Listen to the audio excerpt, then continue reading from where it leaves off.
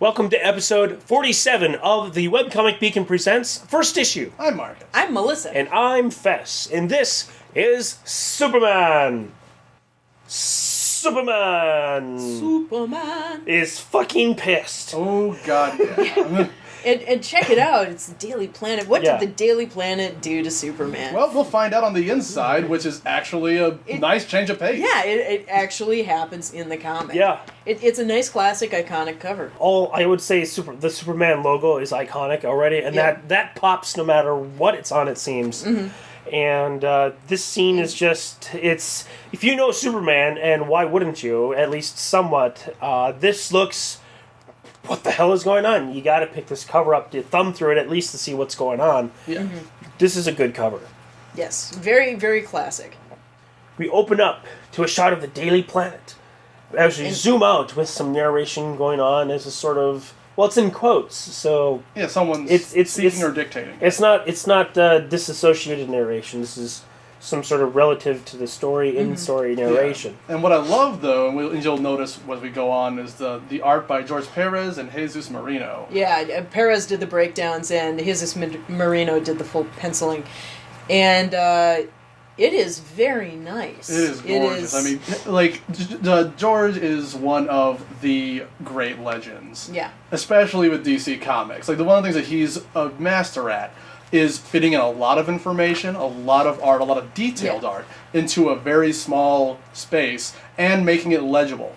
Yes, and George is also the writer here, so his writing's like his art, so it's very dense. There's a lot here. Oh yeah, like this first issue is for most I would say modern comics today. This would be an arc. This would be like 4 issues, and he gets it done in one and done well. Yes, it's very, very good. It is a solid. Yeah. This We're getting ahead of ourselves. If that makes actually sense, because when I was done reading this comic, I felt that this felt like a classic comic. Even though I don't read comic books, this felt old school. It felt. This is what a comic book is when I was finished reading it. So it's a little getting ahead of here, but basically it told a story, and the story was over when it was done. Yeah, the Daily Planet, the old Daily Planet building was basically being demolished, and then we have the brand new Daily Planet, which is all digital and now and mainstream and and all the talking heads are talking about is that there's the new Daily Planet building, and it's happening as result of this merger, and Daily Planet is being incorporated into this bigger corporation, and there's a lot of talk about where newspapers going, what's happening to print. Yeah, what's happening to print, what is Daily Planet's relevancy in this new age, which is an interesting angle. And an excellent metaphor for DC Comics itself. Yes. During this period. Yeah. Yes. So there is a lot of dialogue in this comic, but there's also a lot of scenes and art. There's lots of panels, and there's just lots of stuff going on, and it kind of reads like an old. It does feel like a classic movie almost. It also reads like this is part of a world. Yeah, It's if you want to find the closest thing of what a graphic novel could be in bite-sized form, I would argue that this could be a graphic novel. Easily, I mean, like I said, like most people, this would take 4 issues to do.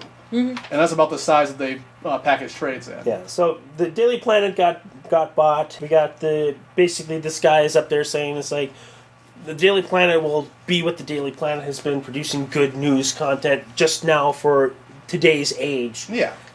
Then we cut to a scene of Superman just kind of looking a little emo, kind of floating around the debris of the old building. Yeah. Wonderfully, he's not stalking his child this time. Yes. Okay. And what? Superman it's from returns. The movie. Oh, I didn't see that. Be happy. Okay. Very happy. All right. So it's not that, but Kevin Spacey. Spacey's amazing, but that's the only reason to watch it. Yeah. So anyway, I guess Jimmy Olsen is there, and Justin Bieber is Jimmy Olsen, and this time they got his hair right. And then he's just basically hanging out, so they're conjecturing why he was there. Then we cut to a scene at the Astrodome, the new Metropolis Astrodome, where a couple of security guards are kind of commenting just about, they're commenting on the news, what's going on at the Daily Planet, and then, what does Superman think about all this? And they're talking about the new Astrodome, because I guess apparently Superman was partially responsible for why the old Superdome is not there anymore, or Astrodome, or whatever. And we get a little bit of Superman flying around, kind of being a little bit emo, thinking back. So we have a little bit of flashback of when Clark Kent is talking to Lois Lane. It's like, how can you sign up with these people? It's like, blah, blah, blah, whatever happened. It used to be about the band. Yeah. Basically. Honestly.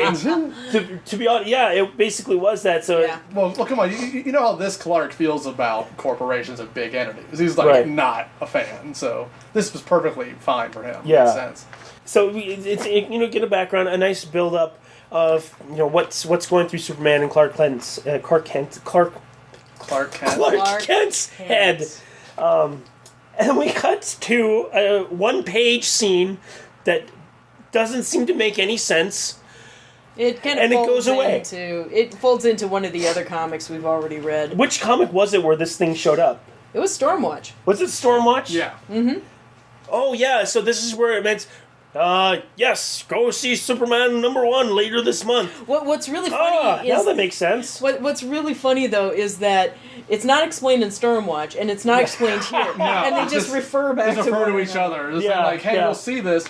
I guess what they want you to know is, hey, eventually there'll probably be a crossover. Yeah. That's all it is. It's a teaser, which is another thing that a lot of old school comics would do. Oh, yeah. Is just give you a little teaser so that there's a loose end or two that will bring you back next month. Right. Then we cut back to the security guards. One of them noticed something on the screen. It would look like a fire, but then it was gone. Yeah. But nothing's going off. And then he went to go actually physically check it out. And then it shows up again. Then we cut back to Superman flying around. And apparently some people had the balls to try to steal a truck and such. In Superman City. That's a smart idea. Apparently, and we're told that through this comic a bit that Superman has been gone for a while, and that happens a lot with that character. Well, I mean, because he's out doing other stuff. Unlike Bruce Wayne, who seems to be everywhere at once. He's a polar opposite. Well, at least this time he wasn't going off and walking the earth like fucking Kang from Kung Fu. So another old thing that you are better off not reading. Yeah. We cut back to the news people, and basically they're going to be gearing up for, hey, something's going down. Superman's involved. There's this chase and everything. And Lois Lane has been promoted. Yeah, and she's the boss. So she's the boss, and it's like her first big night out for calling the shots. So. Yeah.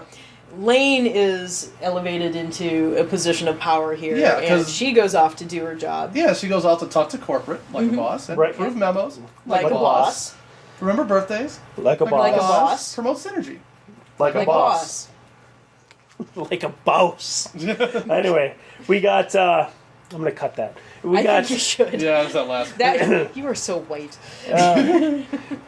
Maybe I should leave it in now. Anyway, so Superman picks up the truck, and it looks like it's just a tanker of oil.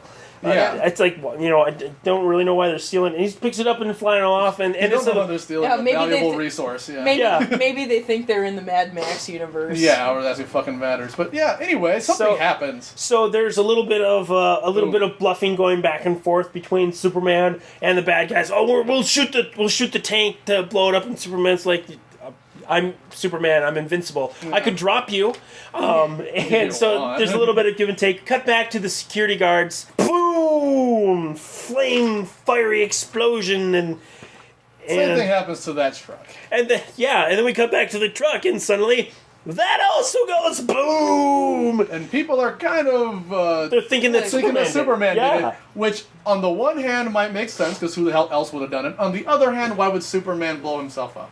Yeah. Right. But then again, I suppose he knows he wouldn't die from it, but that's still inconvenient. And then there's a couple more pages of really dense plot, and then there's and then the Human Torch shows up. Yeah, the Human Torch shows up. He's alive. Yeah. He's alive. Wrong company. Who cares? That's where he went. He was like, he fucking Marvel. jumped. It's a crossover. Oh my god. Yeah. This is straight up the kind of thing that happened back in the day in wrestling all the time. Okay, all that happened was his contract expired at Marvel, And DC bought it up. So now he can't legally go by Human Torch, but you know who it is. Yeah. Yeah. And here he is speaking Marvelese. Yeah. Yeah, whatever it is. So we got this flame beam just kind of... And then Superman's like, well, I gotta contain this because he started fires everywhere. And then in the almost unpronounceable amount of gibberish that it's saying, 2 words keep being repeated. Sulu and yeah. I mean, Krypton. It's like, yeah, Krypton, Baton, you know.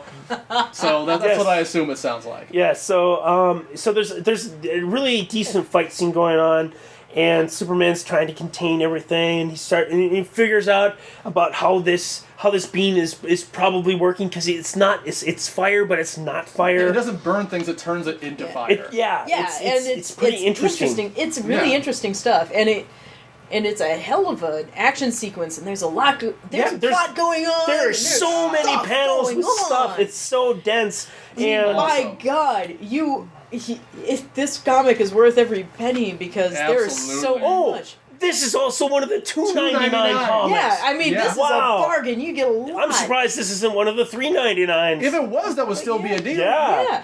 And you know, I don't know how much further we want to go in describing this because we're getting to the point where we're start giving away the end. Well, right here we can say this. We got Lois Lane talking to her boss. It's like, well, this is not the Lois Lane I hired. You would have been out there, risking your life and because she had called back some of the helicopters to get out of the way of danger, because she's responsible for their lives. And she basically said, I'm exactly the woman you hired. This is my show. It's like, I'm responsible for these people's lives and everything. And go Lois. Yeah, she's fucking badass. Yeah. And she hasn't been for years. Yeah. And then we cut to the front page, the front cover, basically. So it's like, oh, this is where it comes in. Cool, he's not going renegade on the people of Metropolis. Yeah, he uses the Daily Planet, the old Daily Planet globe, and throws it at this motherfucker. Yeah, and basically trying to sap as much energy out of it as possible so that he can actually, focus. Just smart fighting, and then that's pretty much taken care of. And Human Torch has a job to Superman on his first day. Right. He can't win on his first appearance in DC Universe. Right. You got to leave it up for a little bit later. That's taken care of. We cut back to, and we're really gonna. How is this not a? How is this a spoiler? Anyway, we can just say that it's a dramatic arc. It ends on a dramatic arc with back to Clark and Lois. Clark and Lois, and Lois did a great job and all that sort of thing. You get a little bit more full circle with every little piece that's been brought up. Aside from why did this fire creature appear? It's like you have a full story in here. Yeah, it's full story. It is compact. It is exciting. There's a lot going on. It's really good stuff. This is one of the 52 that I was most excited with reading because there is so much. This is how you make a comic. Yeah. This is a good comic. This is professional. There's a lot of content. There's story. It's well written. There's a lot of art for a $2.99 book. This is thumbs up. Succeeds. This comic succeeds. I can't say anything more. Succeeds here. Same reasons. Not much else to say. Yeah, big succeeds here. It's solid start to the Superman.